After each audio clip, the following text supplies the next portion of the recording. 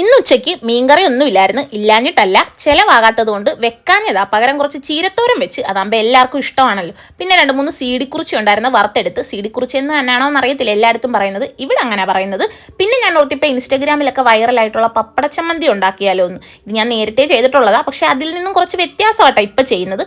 അതിനുവേണ്ടി പപ്പടച്ചമ്മന്തിക്ക് ആദ്യം തന്നെ പപ്പടം വേണമല്ലോ. അങ്ങനെ 2-3 പപ്പടം വറുത്തെടുത്ത്, പിന്നെ ആ എണ്ണയ്ക്കകത്ത് തന്നെ ചെറിയ ഉള്ളിയും വറ്റൽമുളകും ചെറിയൊരു കഷ്ണം പിഴുപുളിയും ആവശ്യത്തിന് കറിവേപ്പിലയും കൂടി ഇട്ട് നന്നായിട്ട് മൂപ്പിച്ചെടുത്ത് ചിരകിയ തേങ്ങയ്ക്കകത്തോട്ട് ഈ മൂപ്പിച്ച് വെച്ചത് ചേർത്ത് ആദ്യം നന്നായിട്ടൊന്ന് അടിച്ചെടുക്കാം. മുളക് പൊടിയൊന്നും ചേർക്കുന്നില്ല, വറ്റൽമുളകിന് നല്ല എരിവുണ്ടല്ലോ. ഉപ്പ് പപ്പടത്തിനുള്ളത് കൊണ്ട് ആവശ്യത്തിന് നോക്കിയിട്ട് ചേർക്കണേ.